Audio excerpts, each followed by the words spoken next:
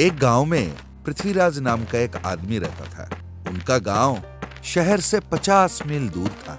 हर हफ्ते वो शहर पशुओं के मेले में जाता था। क्यों भाई, ये भैंसा कितने का है? 1 लाख। अरे 1 लाख? क्यों भाई, ये दूध देती है या गला हुआ सोना? इसकी दूध और सोने में फर्क ही कहाँ है साहब। आपको खरीदना है तो खरीदो, वरना अपना रास्ता नापो। खरीदार इसके कोई कम नहीं है। अच्छा, तो बेच लो किसी और को। हाँ, जाओ जाओ। चलो बाबा, अब एक चाय पीना पड़ेगा। वो आदमी चाय पीने चला गया। उसके जाते ही पृथ्वीराज उस पेड़ के पास पहुंचा। उसने आहिस्ते से भैंसे का रस्सी खोला और उसे लेकर वहां से आराम से निकल गया। फिर उस भैंसे को अपने भैंसों के साथ उसने 10 दिन तक रखा और उसे बेचने का उसने एक पार्टी ढूंढ लिया। हाँ भैया, बताओ कितने में बेचोगे? दिन का 10 लीटर दूध देता है, तुम जो भी घास डालोगे वो खाएगा। ठीक है भाई, अब बताओ दाम कितना है, बता दो। 1 लाख रुपए। अरे 1 लाख रुपए भैया, तुम ही रख लो, मुझे नहीं चाहिए। अरे भड़कते क्यों हो, कितना दोगे बताओ तो सही। थोड़ा बहुत इधर उधर कर लेंगे। देखो भैया, मैं 2-4 बातें नहीं करूंगा, एक ही बात करूंगा। 75,000 रुपए दूंगा। अरे इतना कम करोगे? चलो ठीक है, तुम बहुत दूर से आए हो इसलिए दिए देता हूँ। लो, इसे ले जाओ। पृथ्वीराज बड़ा खुश होकर पैसे गिन रहा था। 75,000 का मुनाफा हुआ है। यही पृथ्वीराज का धंधा था। हर हफ्ते वो पशु मेला में जाता था। वह कोई ना कोई पशु चुराकर उसे लाकर अपने यहाँ 10-15 दिन के लिए रख लेता था, फिर बेच देता था। एक दिन वो अपने मवेशियों को घास चराने ले गया। पता नहीं क्यों उसे लगा कि जितने मवेशी उसके पास होने चाहिए उससे ज्यादा है। अरे लग रहा है भैंस ज्यादा है, गिन के देखता हूँ। उसने गिना तो एक भैंसा ज्यादा निकला। ये भैंसा कहाँ से आ गया? सोचते हुए वो उस भैंसे के पास पहुंचा। ए, कहाँ से आया तू? मुझे मत मारो, मैं दूसरे ग्रह से आया हूँ। तुम्हें बोलना आता है? हाँ, हमारे ग्रह में सारे जानवर बोलते हैं। वहाँ घास नहीं बचा तो चरने यहाँ आ गया। क्या तुम्हारे ग्रह में घास नहीं है तो यहाँ आ गए? आए कैसे? उड़ के आए क्या? हाँ, देखो मेरे पंख भी हैं। पंख देखने के बाद पृथ्वीराज को उस भैंसे पे भरोसा हुआ। आज तो मेरा दिन अच्छा जा रहा है। इस उड़ने वाले भैंसे को बेचूंगा तो मैं तो माला माल हो जाऊंगा भैया। हाँ, अरे भैया, अपने यहाँ एक जू पार्क तो है ही, उन्हें इसे बेच आऊंगा तो बहुत पैसे मिलेंगे। कल ही इसे बेच आता हूँ। अच्छा सुनो, तुम ही आए हो, मेरे भाग खुल गए। अब जितने दिन रहना है मेरे यहाँ रहो आराम से। ठीक। अच्छा सुनो, मैं एक फोन कॉल करके आता हूँ। उसने जू पार्क वाले को फोन किया और उस भैंसे का कीमत 10 लाख रुपए तय किया। जू पार्क वालों ने कहा कि 4 दिन बाद आके वो भैंसे को ले जाएंगे।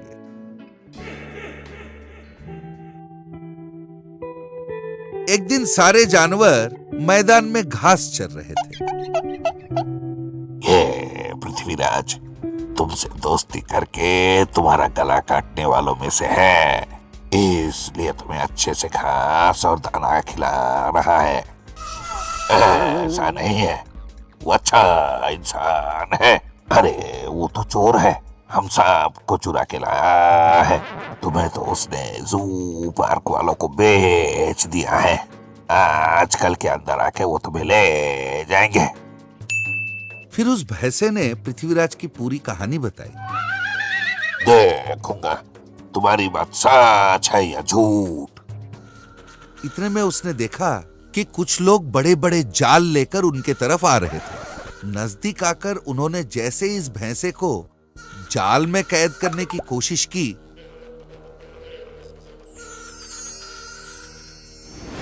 वो बहुत दूर उड़ गया। धत तेरे की, किस तरह के इंसान हो तुम लोग? वो तो उड़ने वाला भैंसा है। मैंने पहले ही कहा था कि उसे बड़ी सावधानी से पकड़ना होगा। सब सत्यानाश कर दिया। अब जाओ यहां से। अरे बाबा, कहां जाएगा? हमसे जो एडवांस दिया हमको लौटाएगा। अरे अरे बाबा, पैसे कहाँ बचे, खर्चा हो गया। कोई बात नहीं, हम तब तक तुम्हारा घर रख लेगा, अब जाओ। उनके जाने के बाद पृथ्वीराज ने सोचा, अरे जाओ जाओ, मेरे पास इतने भैंसे हैं, उन्हें बेचूंगा तो एक ही दिन में इससे बड़ा घर खड़ा कर लूंगा। ये सोचकर वो पीछे की तरफ मुड़ा, पर उसके सारे भैंसे गायब थे। ये देखकर उसके होश उड़ गए। इतने में वो मैजिकल भैंसा वापस आया। मुझे ठगने की कोशिश की तुमने, इसलिए जो भैंसों को चुरा लाए थे उन्हें वापस अपने घर तक पहुंचा के आया हूं मैं। अब मारो।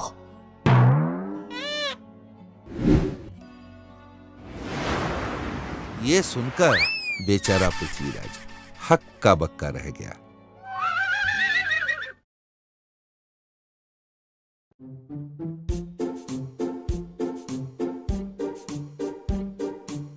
एक गांव में महेश नाम का एक आदमी रहता था। वो बड़े घर का बेटा था। एक दिन शहर से वो एक बोलती हुई पंछी ले आया। उसे पिंजड़े में रख के वो बहुत अच्छी तरीके से उसका देखभाल किया करता था। एक दिन महेश आसपास नहीं था तो उसका काम वाला वीरू पंछी को देखकर सोचा, अरे वाह, क्या मोटी ताजी पंछी है। इसके पंख काट के इस पर नमक मिर्च लगाकर अगर इसे जलाकर खाया जाए, अरे वाह, सोचते ही मुंह में पानी आ रहा है। पानी आ रही है? मालिक को पता चला तो नौकरी जाएगी। ये सुन के वीरू दंग रह गया। इतने में महेश वहाँ पहुंचा। क्यों रे, वहाँ क्या कर रहा है? अब मालिक, पंछी को पानी पिला रहा था मालिक। वो मैं पिला दूंगा, तू निकल। वीरू वहाँ से चला गया। महेश ने पक्षी के पिंजड़े में पानी रखा और कुछ दाना डालते हुए कहा, तुम ये खाते रहो, मैं जरा पास की गांव होके आता हूँ, ठीक है? महेश के जाते ही वीरू फिर पिंजड़े के पास आकर पहुंचा। क्या बोला? मेरी नौकरी जाएगी? कैसे जाएगी? उनको पता थोड़ी चलेगा कि मैंने तुझे मार के खाया। क्या कर रहा है तू? आज तो मैं तुझे नहीं छोड़ने वाला। ये कहकर वो पिंजड़े के पास पहुंचा, पक्षी को निकाला और घर के पीछे की तरफ जाकर उसका गर्दन काटने लगा। गर्दन थोड़ा सा कटा ही था,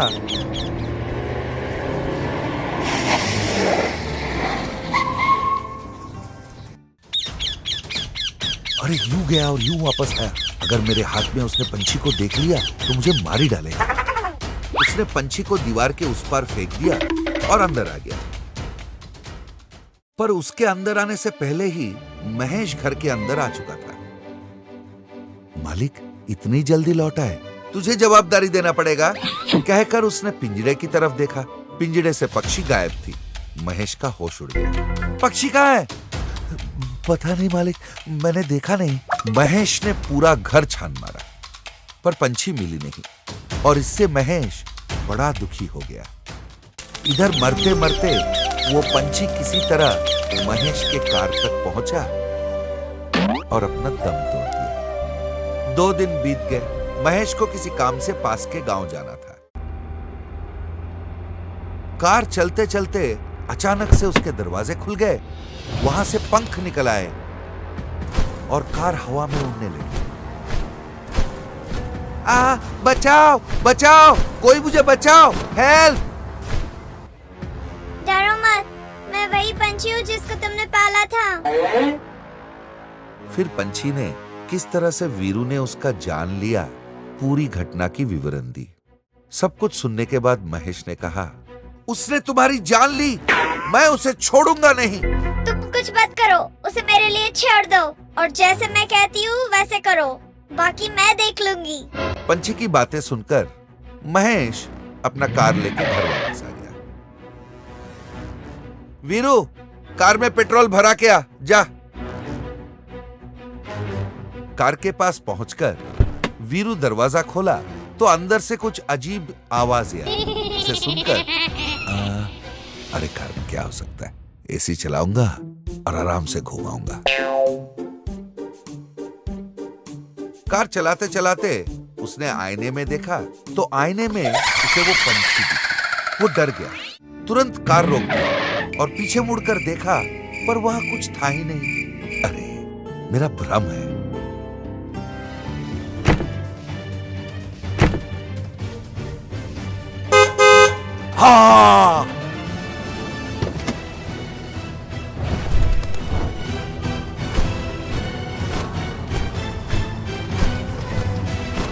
मुझे कुछ मत करना, मुझे कुछ मत करना। तूने मुझे छोड़ा था, नमक मिर्च लगा के खाने वाला था ना। नीचे देख, समंदर में बहुत नमक है, जा खा।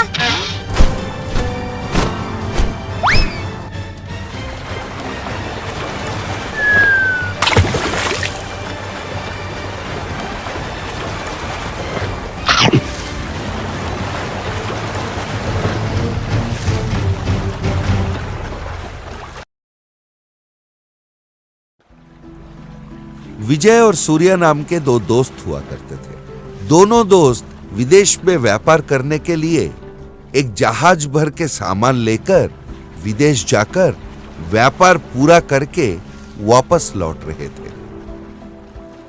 यार सूर्या, हमने जितना सोचा था उससे कई ज्यादा मुनाफा हुआ है। अब तो हम जिंदगी में सेटल हो सकते हैं। हाँ, हो सकते हैं। इसके साथ मैं 50-50 करूंगा तो मेरा हाथ क्या लगेगा? कुछ भी नहीं। इससे बेहतर है मैं इसको समुद्र में ढकेल दूं तो पूरा पैसा मेरा हो जाएगा। हाँ, यही करना पड़ेगा। ए विजय, देख डॉल्फिन मच्छी जा रही है। क्या? डॉल्फिन मच्छी? वो भी बीच समुद्र में? कहाँ दिखा तुझे? अरे यार, आके देख तो सही। हाँ, कहकर विजय हड़बड़ा कर आके जैसे ही समुद्र में झांक के देखा, सूर्या ने पीछे से उसे एक लात मारी और वो बेचारा समुद्र में गिर गया। अरे विजय, मुझे मछली की सब्जी बहुत पसंद है, तुझे तो पता है। कुछ मछलियां पकड़ के आ जा, मैं किनारे जाके आग जलाता हूं।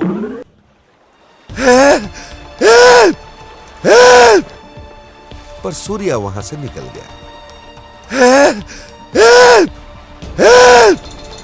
पानी में डूब रहे विजय को एक बड़ी सी मछली निकल गई। मछली के पेट में जाकर विजय आश्चर्यचकित रह गया। वो सोना, चांदी, हीरे मोतियों से भरा पड़ा हुआ था। इतना सब देखकर विजय दंग रह गया। उसने एक बड़ी सी पोटली बांध ली। विजय के पोटली बांधने के बाद वो मच्छी विजय को लेकर किनारे तक पहुंचा गई।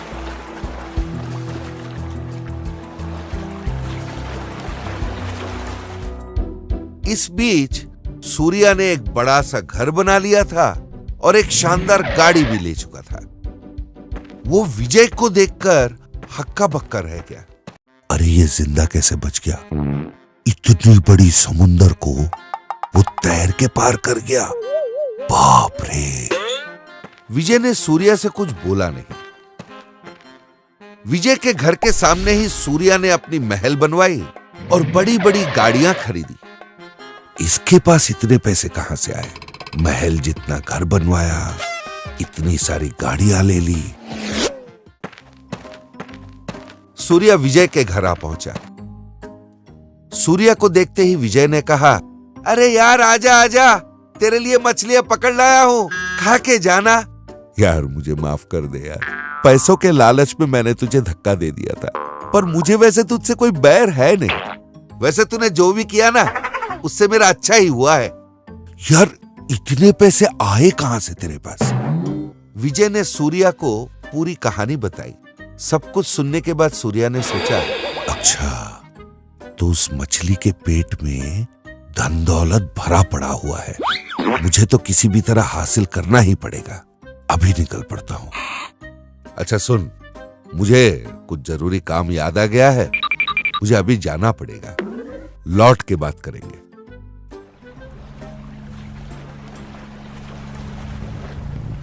जहाज को उसी जगह तक ले गया जहां पर उसने विजय को धक्का दिया था और फिर वो पानी में कूद गया।